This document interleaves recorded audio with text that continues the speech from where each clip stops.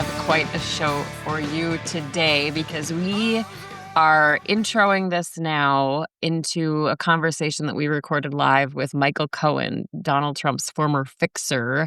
And he has a lot to say, Senator. Yeah, he sure does. Yeah, and he's not afraid to say it either. So it's uh it's an interesting conversation. I think it's interesting anyway. Get to get some insight into how Donald Trump operates and how he works. And we end up talking a lot about Epstein and what's going on there and his thoughts on that whole thing. So it should be semi entertaining. Should be semi good. He's definitely, man, dude's high energy cat. I'll tell you that. A High lot. energy.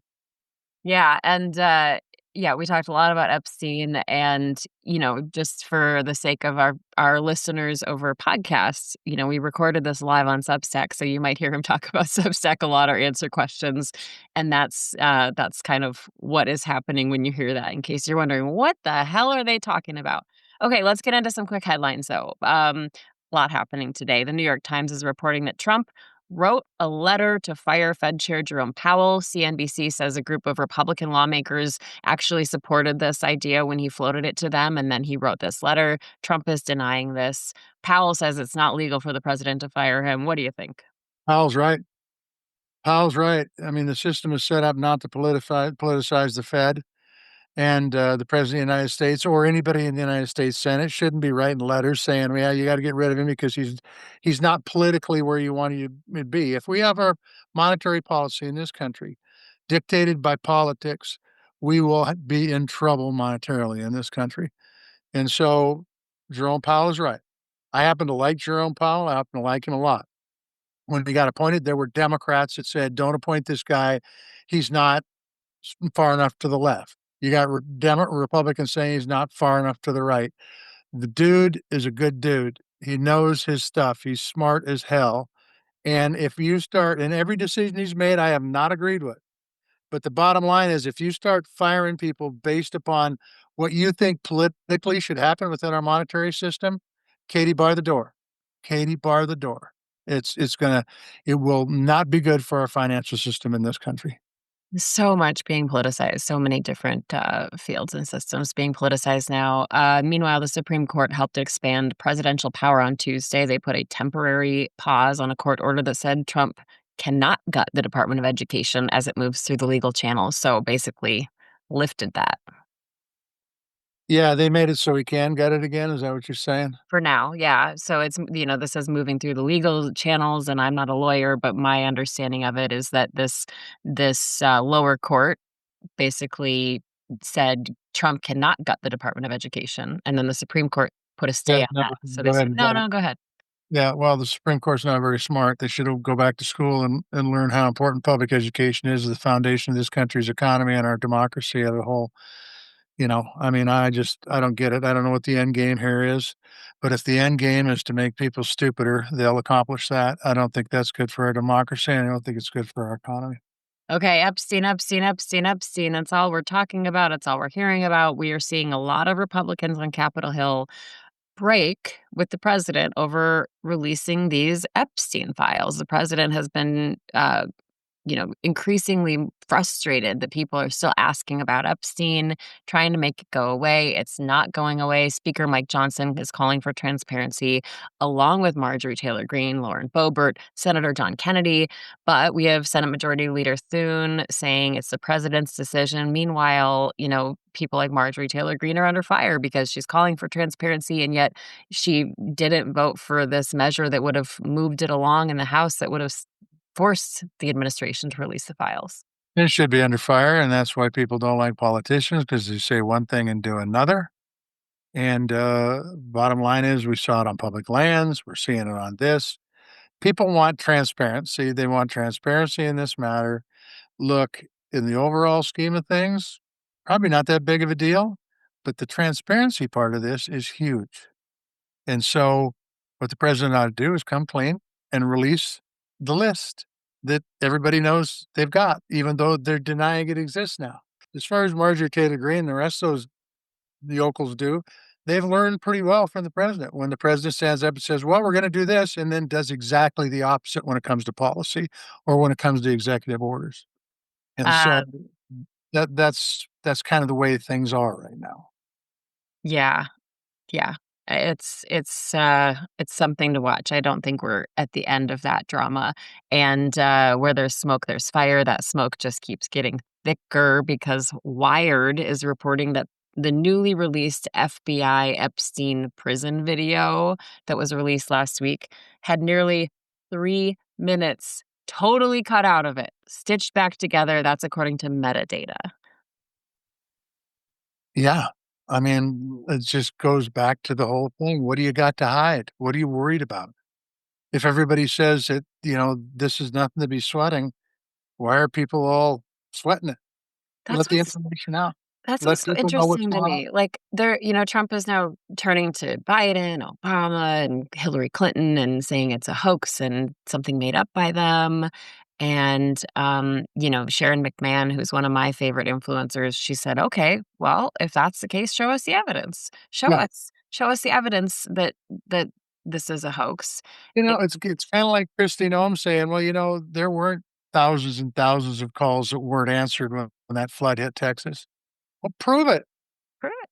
The Yeah. truth is everybody knows there was because she fired a bunch of people that were responsible for answering those phones. So look, same thing here. I don't know. If you were head of the Department of Justice, things wouldn't be this way. If I were, we'd be in worse trouble if I were. Oh, I don't know no. what I'm doing. We talk about this a lot with Michael Cohen. He doesn't I'm fascinated by his take because he doesn't share in the conspiracy theories or I don't even know if they're conspiracy theories anymore because I'm hearing so many people say, "What the hell is going on with Jeffrey Epstein?"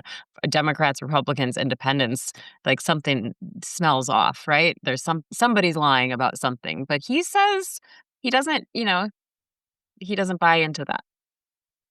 Well, the longer the people know that there's information out there that hasn't been released, the longer that goes on, the more people are gonna think, "Well, there's more to this than what the people are saying." This is a bigger deal than what people are saying. It is much bigger than what I thought. And, so what the hell? Get the information out. It's a good deal. I said this the other day, but one of the first things that President Trump did when he got into office is he released the JFK files. We haven't heard anything about him, by the way, that there was anything in there that was different than what history has told us, even though I was one who doubted history too. But the truth is that, uh, he's willing to do that. Do this, release it, release the stuff, you Yeah. know? Yeah. JFK is a bigger much, much, much bigger deal than this, okay? Can you release that? Release this. There are a couple more headlines. We're running out of time, but I just want to mention that the Trump administration resumed sending immigrants on third country deportation flights. They sent 5 detainees to a small nation in southern Africa, and this comes after guidance that ICE can deport migrants to these third countries as soon as 6 hours after detaining them. And they also say they don't need assurances that the detainees won't be persecuted or tortured. And basically, last month, the Supreme Court said, yeah, that's okay. Well, I don't know, man. Read the Constitution. I mean, really read the Constitution, and we're gonna treat people like animals, and it's gonna come back and bite you, and that's exactly what's going on. They Yeah. oughta I just feel for those due people. process is really important. These are people that have families, they've got lives. You just don't do this to people. It's not what the United States stands for. It's just not. And in that column, I'll give you another headline. The Atlantic reports that the Trump administration is about to literally incinerate 500 tons of emergency food. Instead of actually sending it to people who need it, they report this is enough food to feed 1.5 million kids for a week. They're these like biscuits that are highly nutritious and packed with calories.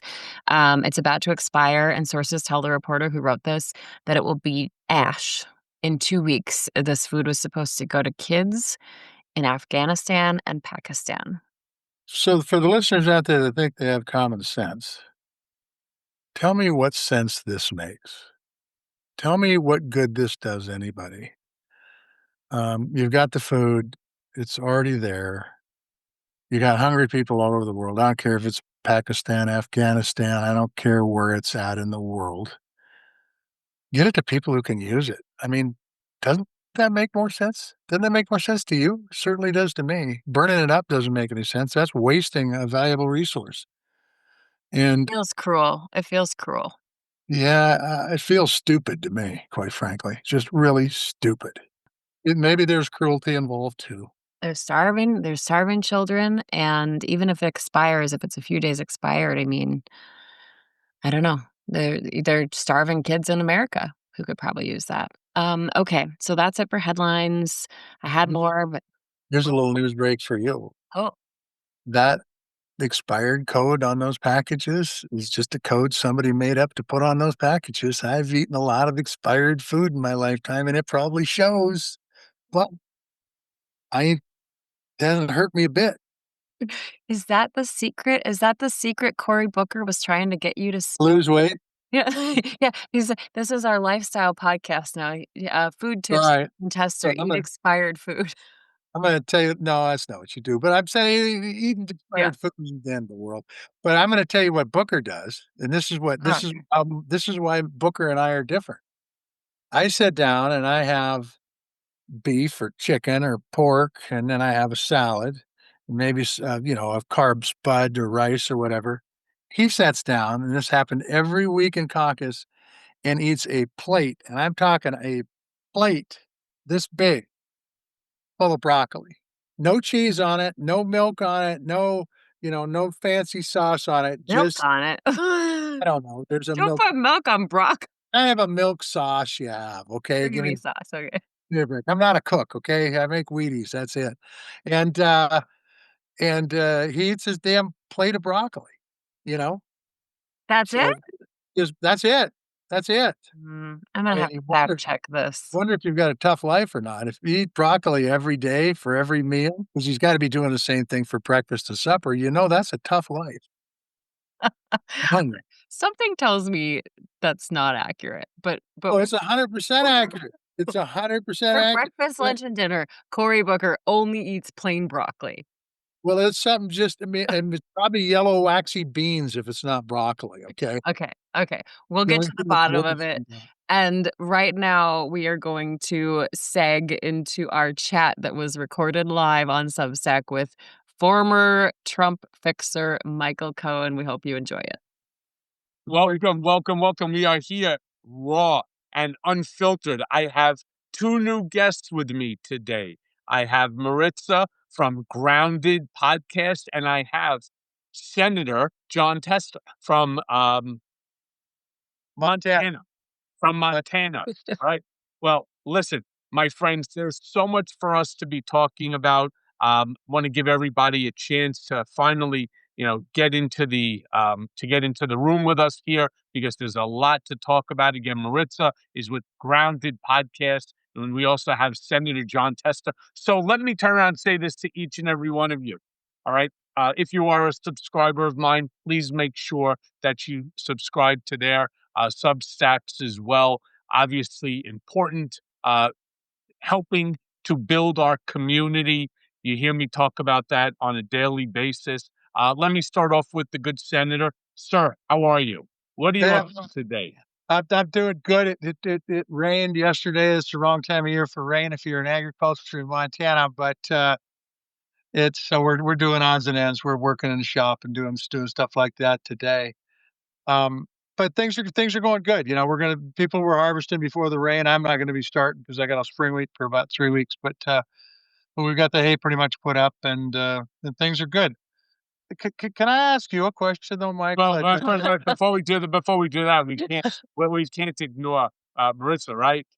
Yeah, thanks, Michael. I mean, he has a lot of questions, I know that, but I appreciate you having us on, and I'll just say for everybody out there, my name's Maritza, it rhymes with pizza, but don't confuse that because I had a lot of QAnon people come after me for the pizza slice emoji in my profile. Oh my god. You can't make this stuff up. Senator, what's on your mind? And Well, by the way, so please, something that you need to tell all as you go live with yeah, people and become more and more acclimated to yeah. Substack, though, like all these platforms, Substack has its own problems too. You see the heart that people are doing, my friends that are on there? Keep smashing the shit out of the heart. What it does is it helps in order to somehow it plays with the algorithm. The more hearts that go, the more people I end know. up joining. Yeah, a lot of it has to do with the number of hearts. So, like I said, to the 400 plus that are with us, smash the shit out of it. And that little square box with the up arrow, that's how you share it with family, friends, with your next door neighbors, your colleagues, your postman, your masseuse, right? It doesn't make a difference. Share it with everybody because the whole goal here is to build this community. And, after you guys, I'm going to be doing my Raw and Unfiltered. I do it every Wednesday with Joe Walsh. It's Walsh Mhm. Wednesday at 4 o'clock. Senator, you had a question. So I want to go back. I want to go back. I want to go back before the first term. I want to go back when Trump was running the first time around. And I say this as somebody who was in the Senate for 18 years as a Democrat. And this new guy came out and was running for president. And his name was Donald Trump. He was a businessman from New York City. And there was a lot of questions whether he was actually a Republican or not. So over the course of history, Trump has been all three. And by the way, Shirley, thank you. She's talking about my article in the comments section. The coup MAGA didn't see coming. I do truly believe that it is the perfect explanation of everything that's going on right now in MAGA and all of these attacks that are going on against the president from MAGA by Steve Bannon, by guys like Tucker Carlson. But, Senator, to answer your question, Donald has actually been all three parties over the course of his lifetime. He was Republican, he's been Democrat, he was independent, he went back to the Republican Party because the Democratic Party wouldn't have him. Remember, that's one of the big problems with the system and having a two-party system. It's not up to you as the candidate. It takes a lot of balls and a lot of money to end up running um uh, a an election, right? A candidacy when you don't have the party on your side. And the party, they're not interested in Michael Cohen. Not unless Michael Cohen has done what they need you to do year in and year out, year in and year. You have to wait your turn. The problem is waiting your turn. By the time you become ready for your turn, you're what they call in Yiddish a fucking alta kaka, meaning an old pisser, right? Where you end up like a Jerry Nadler, or you end up like too many of our members of Congress are all octogenarian. It's like a fucking retirement home if you think about it. They're not up to date on anything. They talk about AI like it's putting the buttons into an elevator as opposed to having an elevator operator, stop on each floor. Oh my God, technology is great. They don't understand it because they're still living in the day of the Victrola radio. Well, that, that that's a hell of an answer, Michael. I mean, I think that's pretty good. So so look, Could you imagine if the Democratic Party would, and I've been a Democrat my whole life. By the way, just so you know, I worked. My very first job was when I was in college in 1987. I was a junior all the way through my senior year, 88.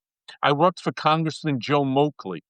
And I got to tell you, I truly enjoyed it. It was sort of my foray into politics. I enjoyed him very much. I enjoyed, working in Congress. And I'll tell you what I saw back then is so different than what we see, now, where Republicans and Democrats work together. They may not have liked each other politically or based on policy, but they still work together, each side trying to reduce the potency of the poison, right? That would ultimately become the bill. But they did still work together to accomplish something.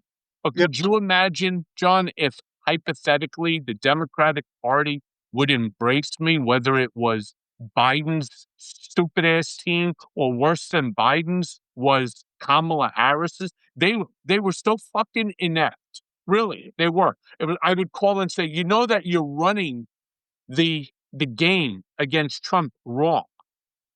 What do you know? I don't know. I was by the guy's side for 15 years. I started the entire campaign, right? We took a guy who wasn't supposed to win against the Clinton machine and we beat the shit out of you. So what do I know? Maybe a little bit more than you 28-year-old fucknut. I mean, that's really the truth. They have no idea how to fight the guy. So you've just said he's been all three and maybe even more than that. What's his? I mean, you know him. What's his end game? What's the end game? Is it to destroy democracy? Is it to make this a totalitarian government? Is it just to make himself rich? What's the end game here?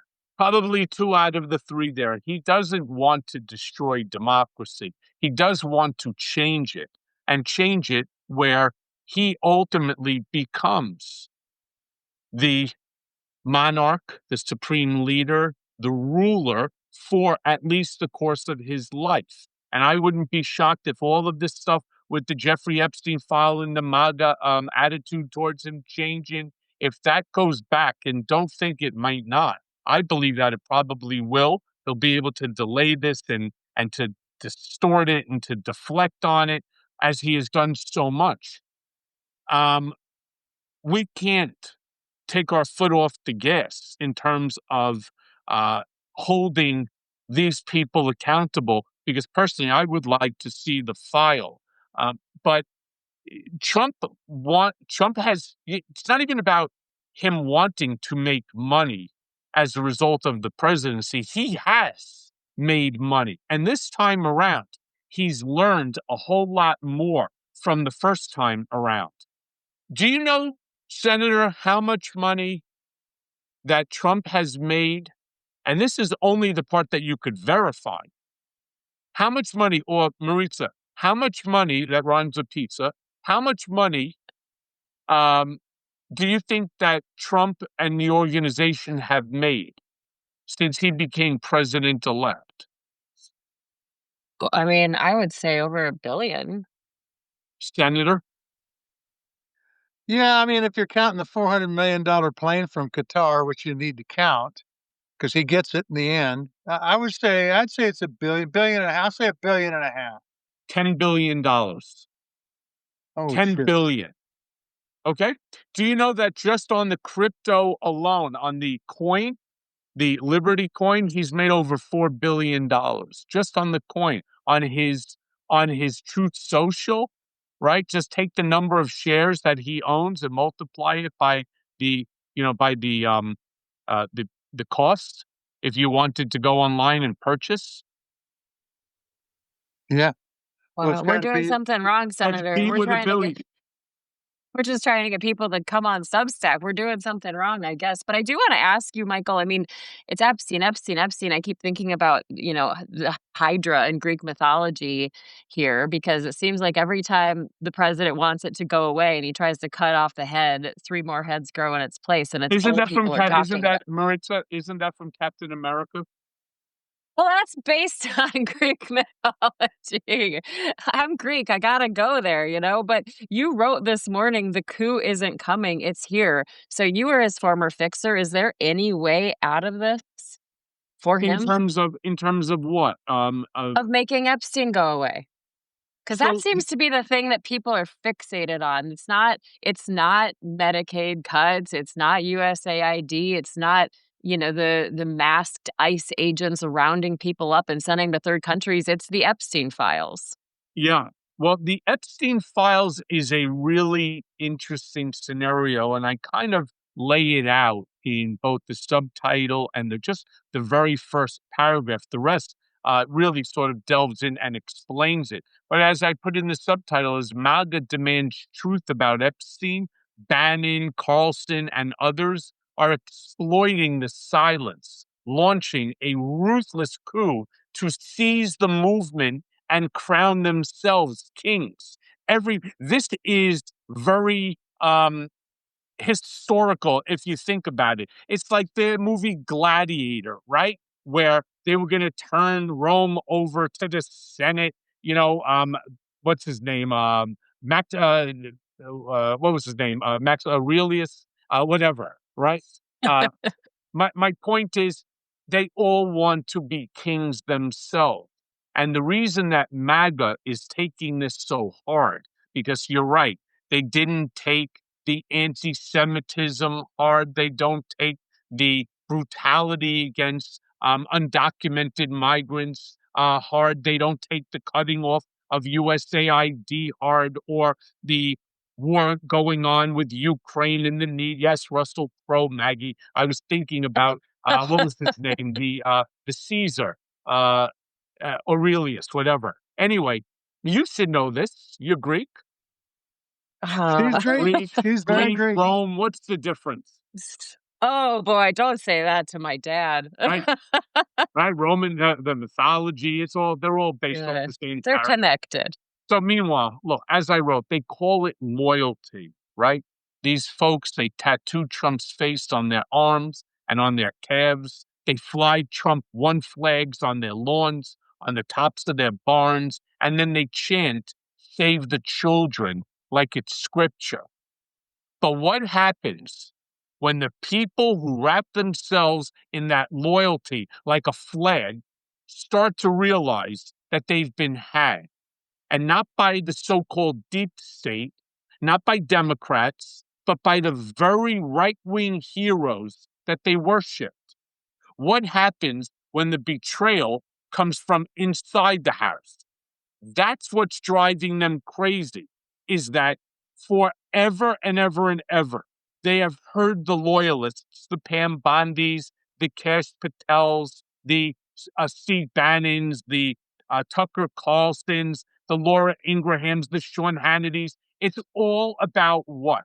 It's all about this Democratic cabal like Pizzagate, whereby the Democrats and the powerful elite are out there selling off or using children in a sex trafficking, plot.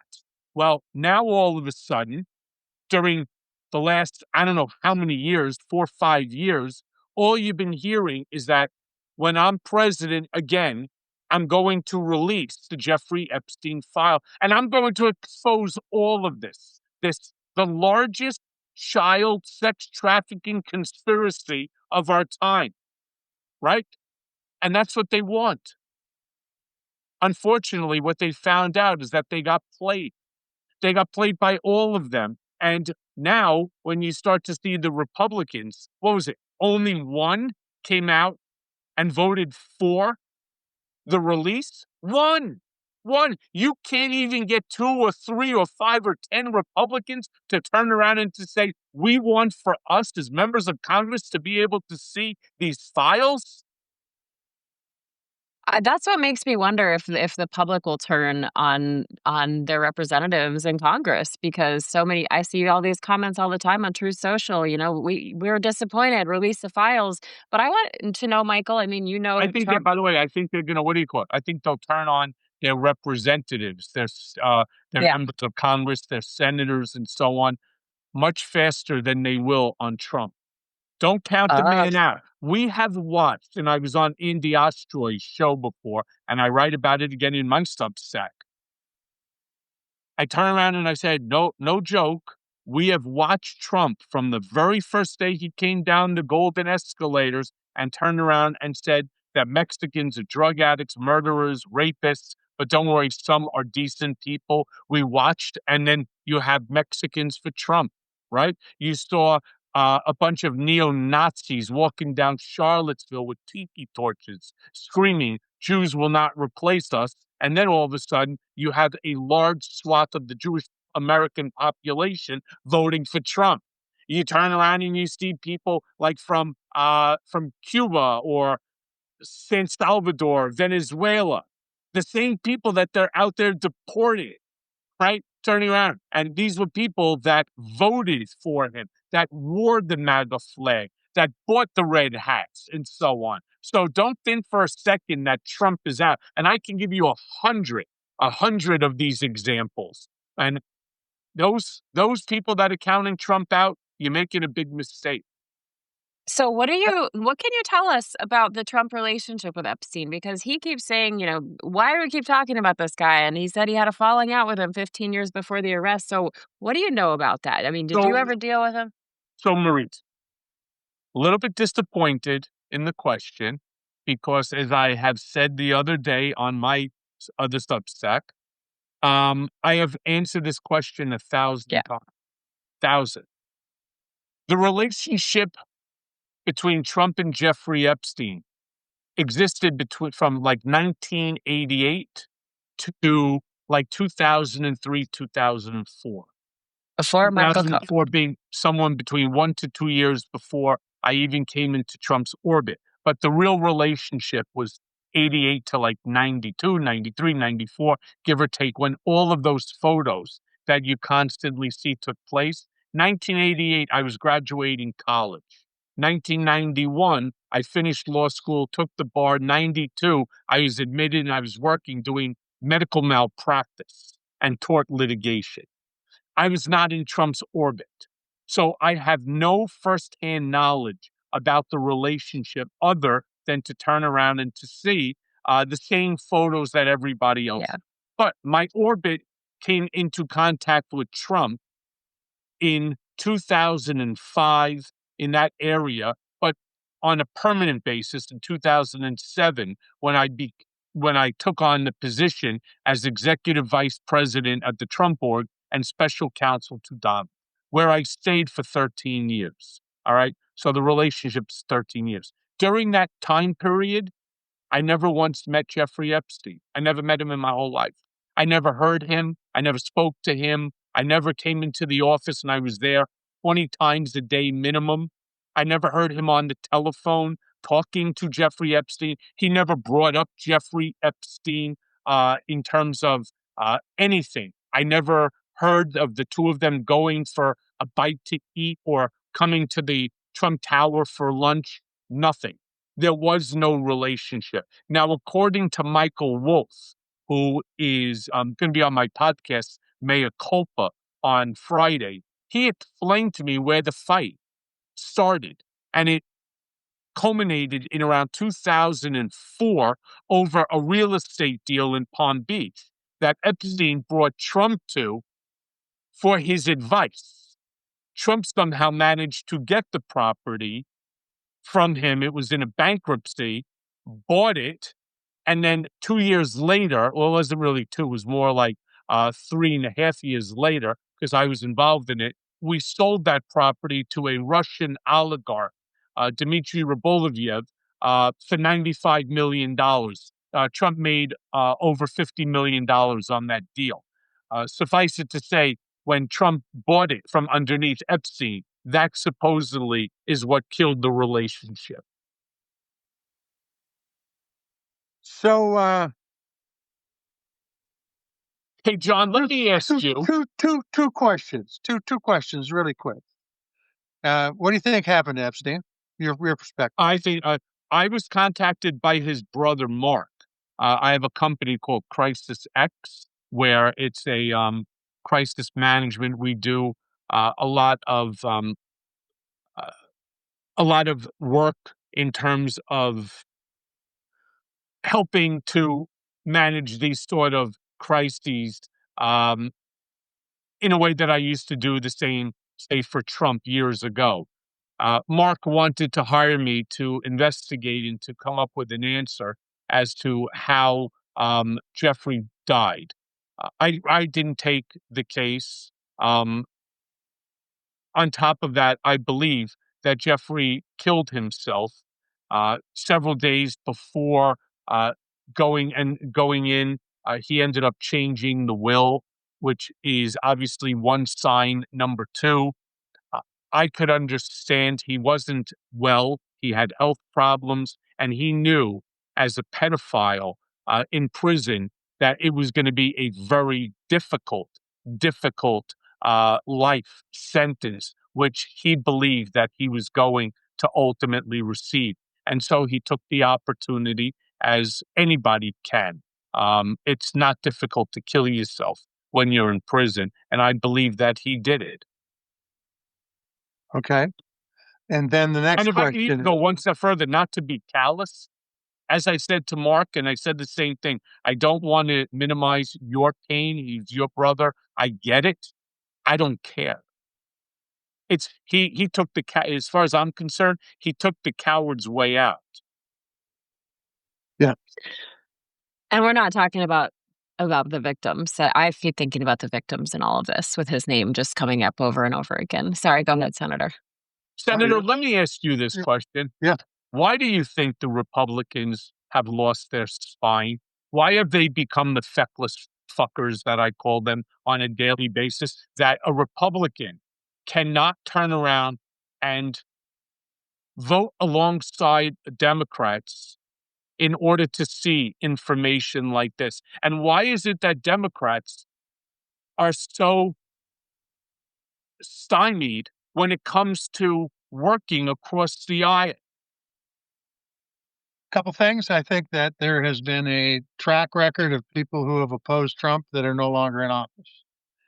And I just think that there's been a lot of bad shit that's happened in both terms, but especially the second one, especially with starts with the cabinet picks and goes down the line. And I just think they're afraid of their primary voter base, the MAGA base, and the Republican voter base. He's still very well liked in the Republican Party, and they're afraid that if he comes out like he has done many, many, many times and says we're going to get a primary opponent to run against you, I think they think that that will be the end of their public service. I have a different perspective as far as public service goes. That serving in the U.S. Senate was a great job, an incredible honor, but it ain't the best job I ever had. So why not do the right thing? And if it takes you out, at least you can sleep at night. But the real problem is that there's, and I say this and I get a lot of feedback that these aren't good people. They are good people. There's good people on both sides of the aisle back there that are trying to do the right thing, and they're not doing the right thing. They're not holding people accountable. They're not doing the investigations, and it goes up and down the list. It's part of their job, and they've given it up. And why they would cede their authority to the executive branch, I do not know. By the same way that I don't know why the groups of people you just talked about are supporting Trump after what Trump has done to those different groups of people. I can't. I don't have an answer for that. Maybe you do, but I don't. but but the bottom line, I truly don't. I'm like, look, yeah, I fully understand that they want to keep their power. yeah. Many of my of our followers right now, are saying the exact same thing. They don't really care about they don't really care about the issue. They care about their own power, remaining in power, and it's not what people like Adam Kinzinger or, um, Yeah. you know, um, Liz Liz Cheney, Cheney, yeah, and a handful of others, have chosen to do. But yeah, this staying silent and yep. then demonstrating the outrage and the performative outrage that they do. It's just, it's abhorrent. And as abhorrent as the Republicans are in their expression of outrage, I find my own party, the Democrats, are even worse. They're even I'm worse. I'm also going to back up a little bit because when he ran in 2016, I don't think there was a Democrat out there that didn't think they could work with Donald Trump. And it turned out to be just the opposite. If you had a D by your name, he tried to alienate you immediately. He did it. He did it to me. I mean, I'm one of the most bipartisan guys out there. I don't care what color you're wearing. If it's good for the country, I'm going to support it. I couldn't do anything with Donald Trump when I was in the Senate. Although I did get a bunch of bills passed that but he had to sign them. He had no choice because they were for veterans. But the bottom line is that he really alienated them, and I really don't think to this day, and there's a lot of smart people in the Senate, I don't know that they know how to deal with him in a way that is effective, in a way that holds him accountable, in a way that you can be the loyal opposition, which is what the Democrats are right now.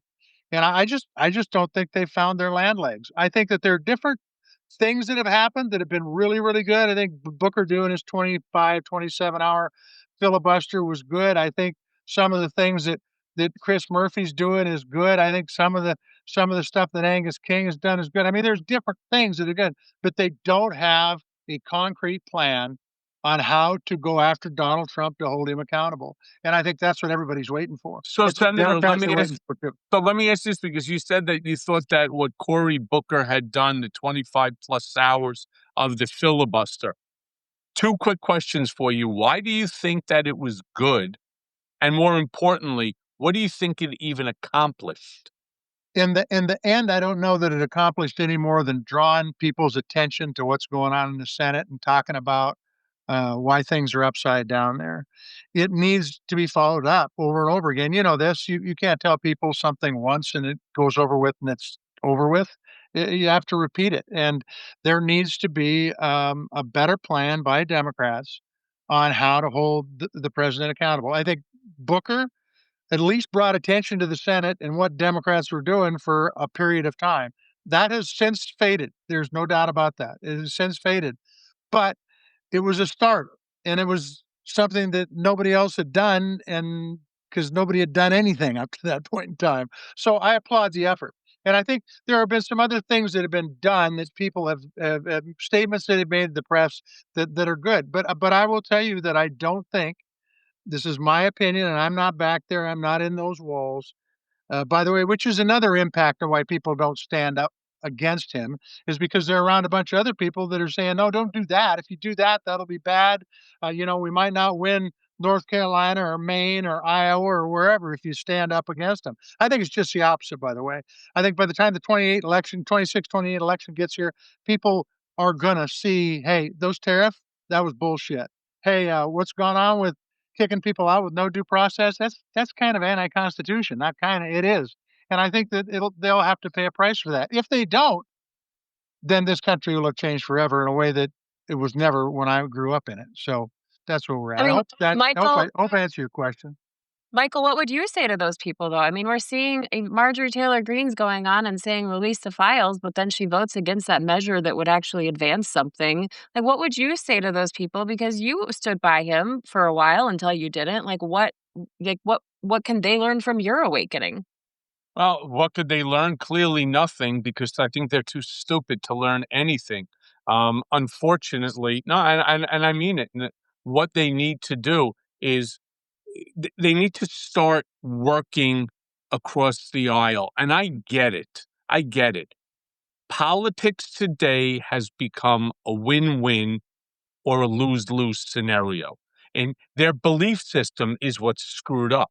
Yes, it's all theater. I agree with you. Everything is performative, where in order for me, assuming that I was your counterpart, John, in order for me to win, you have to lose everything. Well, I say, how about just water down the poison, right? Come up with something that benefits the American people, because if one party, which is basically almost 50% of the country, and the other party that won slightly greater than the 50%, you know how many people are on that losing side? And now you're talking about the loss of Medicare, Medicaid, potential Social Security issues. Yeah, I mean, it's again, it's sweeping. The bills that they're putting out there are sweeping, and they are all coming from the Heritage Foundation, from this Russell Voughton Project 2025. And I stood on top of the buildings screaming, "Stupids,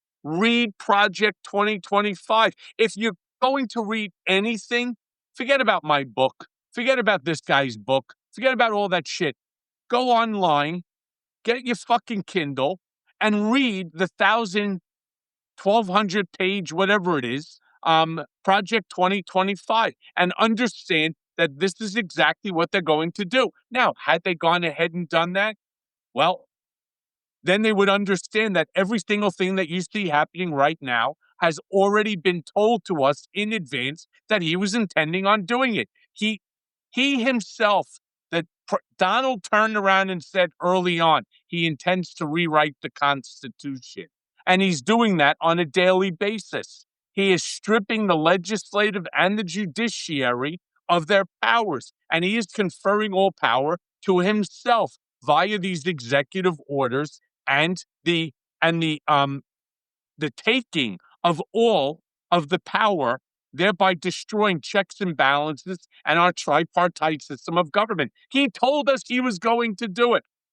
I and thanks for that, by the way, Michael. I would also add one more thing that I think contributes to all this in a big, big way, and that's, the amount of money in these campaigns. Uh, the fact is, I think we're seeing a lot of decisions being made based upon donations from big corporations, big moneyed people that would never have happened before Citizens United, and that I think helps add to the corruption, quite frankly. Well, I remember when I was in prison, one of the books out of the 97 books that I read there in 13 months, one of the books was Dark Money, which was sort of Mhm. an analysis on exactly, this scenario. But dark money has been in politics for a very, very long time.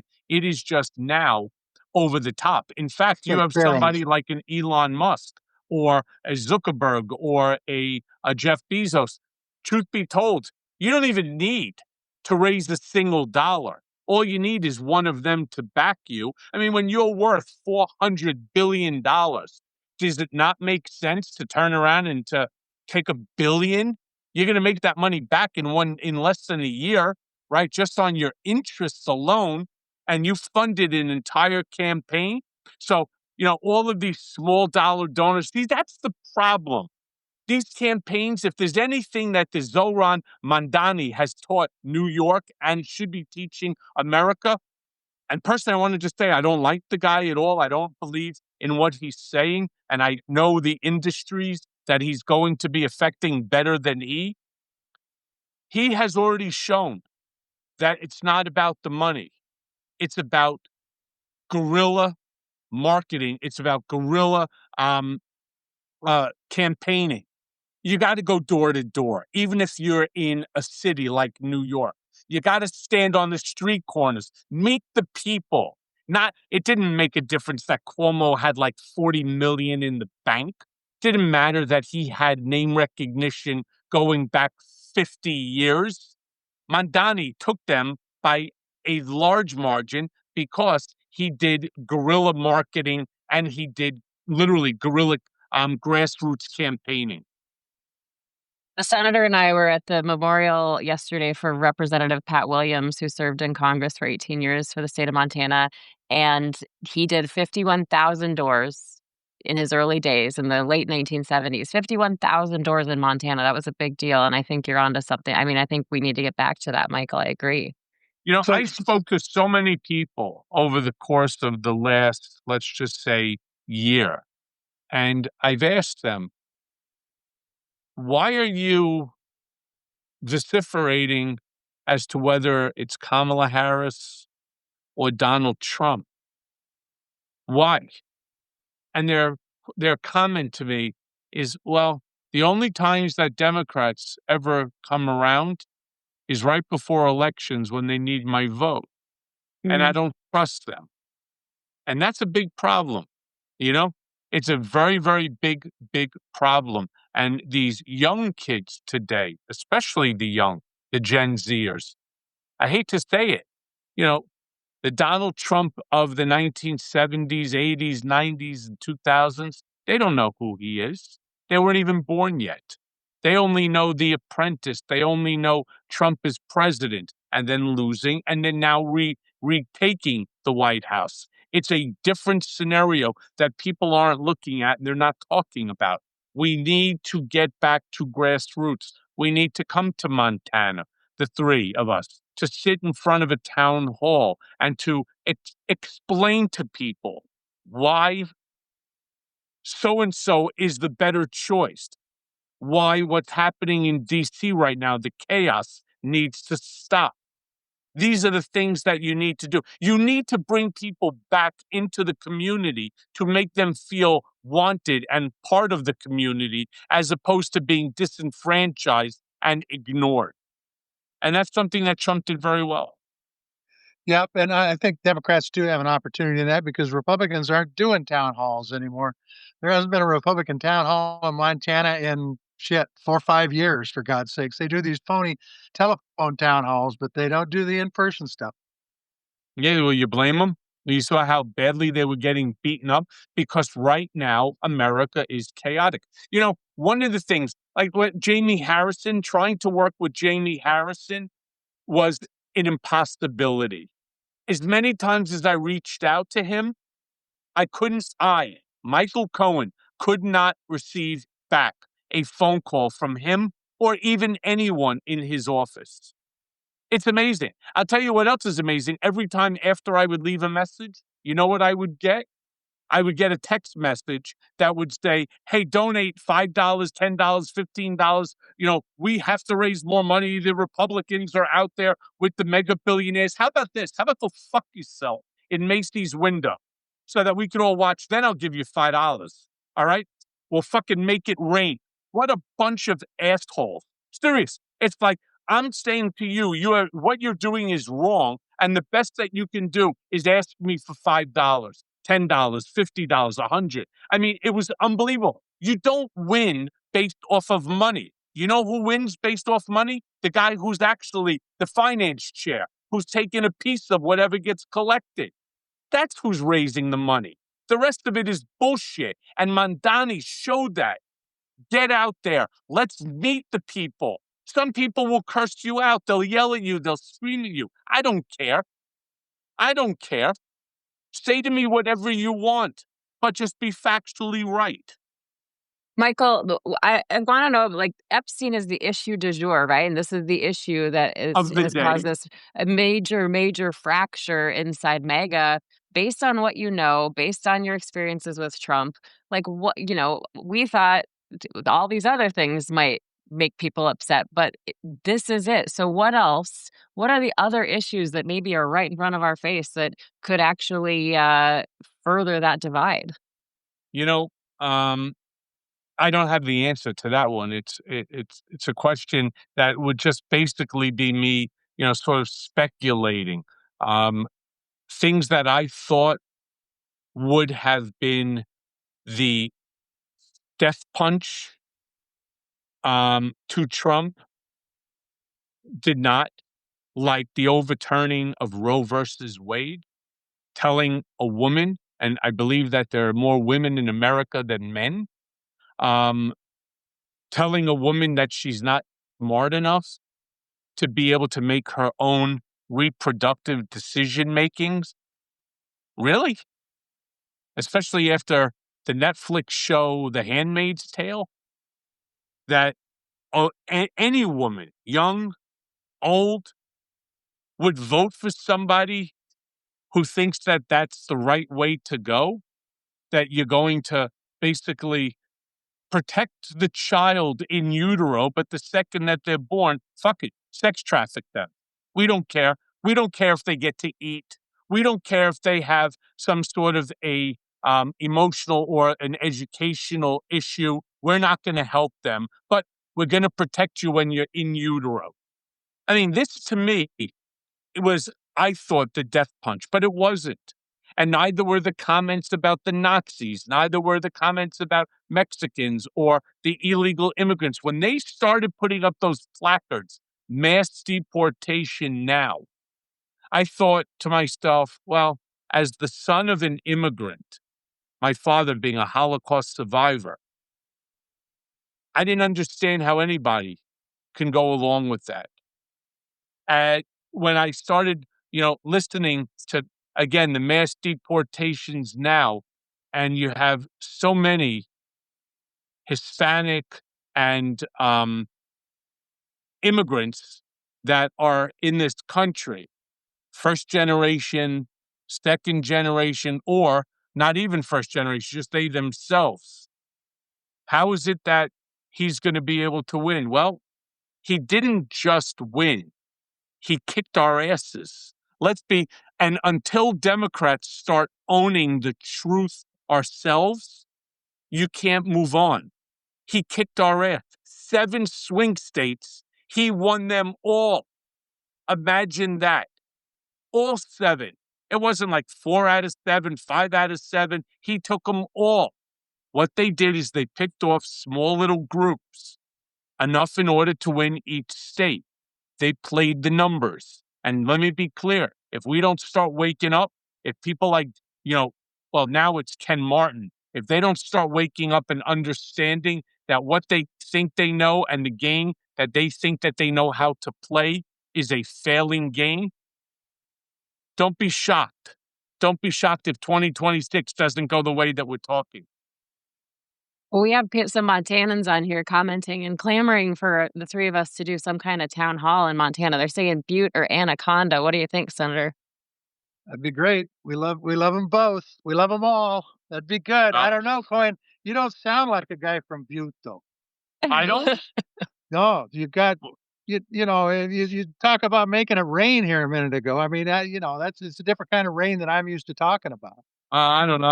I'm sure you have gentlemen clubs over there in Butte. Tell me whatever you want. Oh, shit. If you push me to it, I'm gonna. You know what? Fuck that. I'm gonna look it up right now on my computer, and I'll tell you exactly where it is. And I'm gonna ask you, Senator, if you've ever been there. And Oh, by the way, yeah. yeah, I mean, there are people like, I came into contact with, Sage the Fox, who's a young woman who's running, for Congress in Arizona. I support her as well. I want to see some young people. I want to see some young people. Everybody that's the, I believe in term limits. I also believe in term limits for Supreme Court. I believe in federal court. Nobody should have a job for life. When you have a job for life, that means you have no accountability. Yeah, well, I agree with the young people. We need to get more young people into business. And that's a fact. Yep. Recycling folks like me is not the way to go. I'm just telling Well, you. up to a certain point, it most certainly is, but then there comes a point in time that you got to pass down the mantle, right?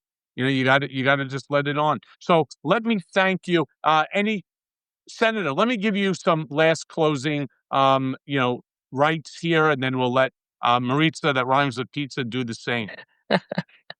Well, thanks. Well, first of all, just appreciate the opportunity to visit with you, Michael. I mean, you don't know this, but I actually saw you many, many years ago in a bar in New York City. I was there. I had done the Rachel Maddow show, and it was afterwards, and we were having drinks, and you were there. And if it wasn't you, it was somebody that looked just like you. And No, it was me. there can't be anybody this charming that looks like you. In New York City, right? There's only one of you, right? But pleasure to be with you. Pleasure to visit with you. I think your voice is an important one, and I think it's one that people need to pay attention to. I appreciate it. And Maritza, Yeah, well, I just wanna say thank you so much, and I think you hit it right, the nail on the head. Like I said, we were at this memorial service yesterday, and everybody kind of gathered around and said, "What needs to be done here? How can we form community?" And especially, in my field in journalism, when so many people are getting laid off or going away or leaving or the networks are capitulating, and, these independent communities really matter so much, and so that's kinda why Senator Tester and I started the Grounded podcast, and we just so appreciate you chatting with us today, Michael. and we'll definitely do it again. Look forward to coming on your podcast. I know I'm going to ask the senator to join me on my mea culpa. By the way, we've turned over 500 million downloads on mea culpa, Ooh, so it's a little pat on the old back there. Um, you know, thank you both, and I 100%. We should definitely do a town hall. By the way, maybe we do it in both the areas. You know, yeah. Well, and I'll tell you something. Montanans may not understand or appreciate the lack of my, let's just say, Midwestern drawl, and so on. But one thing that they do appreciate is straight talk. I mean, that's the one thing that to those that are big landowners, farms, and working. Just all old people. They appreciate honesty and straightforward. They may not like my vernacular, but one thing they do is they certainly appreciate the truth. Everybody well, deserves the truth.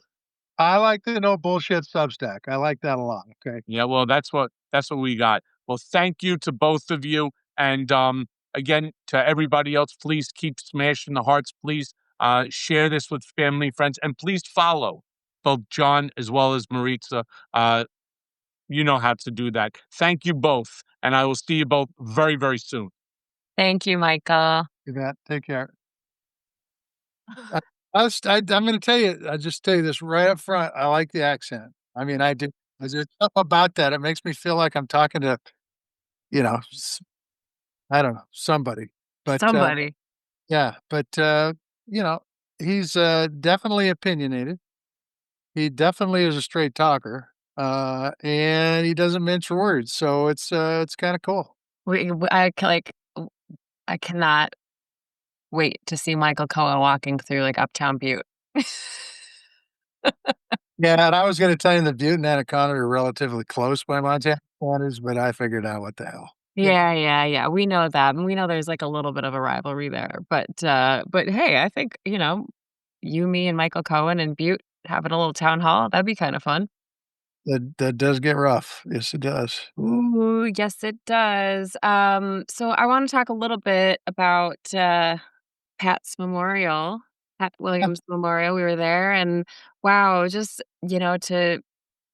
to see so many people that we both know, and who've met and spent time with over the years, and to be there and to be reminded of all the things that Pat Williams did, not just for Montana, but for the country. It was beautifully done, and it also felt like I've been saying this, like this larger turning of the page, with his death, like this end of an era in politics, really just gone. Yeah, look, I think it was a really nice ceremony. I think the speakers all did a very, very nice job and their tributes to, um, to Pat Williams. I think that, the kids were especially good. I thought, they all did a marvelous job in their own right. And I think it was a nice tribute to the lifetime of public service that Pat Williams has given the state of Montana. And, I live in the east and north central part of the state, which because of population is in the eastern district. So I never had Pat as my representative, except for either 2 or 4 years that he represented the entire state of Montana when he was congressman in the mid '90s. And but I did get to know him when I ran for the state legislature in 1998. I believe it was the spring of '98. I went to Great Falls and he was speaking to a group there, and I mean, he's an incredible storyteller, an incredible speaker, powerful speaker, and, I still remember some of the things he talked about in that speech, but then also got to know him, of course, when I was in the United States Senate, and, he would always show up, I shouldn't say always, but a lot of times he'd show at some of my events and some of my fundraisers, and he was always in the back, and he was never critical. If you asked him for advice, he'd give it to you, but he never told you what you should be doing, unless he thought you really were screwing up, which I didn't do too much of. So he was just there to add support. So, Well, that's really a good guy, and I would be remiss if I didn't talk about Carol because I right. served with the state legislature, and Carol truly was the backbone of Pat Williams. There's just no doubt about that, and she is an amazing woman in her own right, and hopefully she's able to get through this and enjoy her life now that Pat has passed on. Yeah, I know we were talking about stories the other night, Pat Williams stories when we first met him, and my first memory is more about Carol than Pat, and of course, I got to know Pat later, but truly, the amount of stuff that they got done together, both separately and together, it's amazing, and yeah, the tributes were incredible. You can find the whole service on YouTube if you didn't get to attend or watch it live, it is there, and I'll link to that in our Substack too, because it's really, you just masterful job done by the speakers, and we have these old little pins that they handed out, because I didn't realize this, but Pat Williams, when he won, they had these stickers made that said, "My thanks, Pat," and they would go stick them on all the yard signs they could find, so when people woke up the next morning, he'd already said thank you. I mean, that's pretty cool. It's really cool. I never had that opportunity when I ran because my races were never called that night. They were called the next day at 10 or 11 or 12 o'clock in the afternoon. So I never could do that. But it's a genius damn thing to do. I mean, absolutely Yeah. genius. Yeah, I don't know, you could still go out at noon and do it, but it's not so sneaky. think about yeah, at night nobody sees you. You're out there doing it, and you're not. At noon, you get shot, yeah. Well, I don't know about that, but it's, some of Um, them. Take some of the luster off it, if you know what I mean, Yeah, okay? some of the magic is gone. I also wanna say while we were there yesterday, our friend Bob at Biga Pizza sent me a picture of a receipt that somebody signed, and they said, "Thanks to John Tester for talking about Biga on the Grounded podcast and recommending it." So, hey, like, whoever that was, thanks for going having some Biga Pizza. Oh, yes, yeah, I mean, have a bigger pizza at a bigger pizza, yes, Uh, that's the place we should take Michael Cohen because he's kinda he'd fit right in there. well, Bob has the same kind of accent. Yeah, that's what I mean. Okay. What I'm Yeah, talking yeah. That's what I'm talking about. Alright, so you're not wearing a Big Pizza hat today. You were wearing a Hotel Finland hat yesterday in honor of Pat, Yeah, for Butte, but what does your hat say today? Oh, I can't see. Oh, Stonyfield Farm Organic. Yeah, yeah, so now what is Stonesville Farms? That's the question for you. Do you know what it is? It's okay if you don't. some kind of supplier that you plant their seeds? Yeah, they actually, deal a lot in milk products, and they're on the East Coast, they're in Vermont, and, they make I'll just be flat out honest with you, it's the best yogurt I've ever eaten. It's really good, really good. Oh, yeah, yeah, I've had that, yeah. It's really good stuff, and the guy I don't think he owns it anymore, but the guy who used to own it's just a principal fella, and a really good guy, but they have really good really I don't wear this to advertise for anybody, but when it's quality, it's quality. They got yogurt, their milk is some of the best organic milk I've ever drank. It's really good. Oh, good. Well, yeah, we just want to thank everybody for joining us. The Michael Cohen chat is entertaining for sure. A lot of swear words in this one. I'm going to have to hit the explicit checkbox, but it's an entertaining one. You know, it's funny. Like he hosted us on Substack, and we had all these questions, but certainly like there was a lot of give and take in that conversation. So I hope you enjoyed it. You can find us, of course, on Substack, Blue Sky, Instagram, and YouTube. You can shoot us an email anytime at groundedpcast@gmail.com. And this only works because of the support of people like you. And we are so grateful for that support. We want to thank again Michael Cohen for doing a Substack live with us, to our friends at Pearl Jam for letting us use their music, and to all of you, our listeners and viewers. We'll chat again soon. Hello.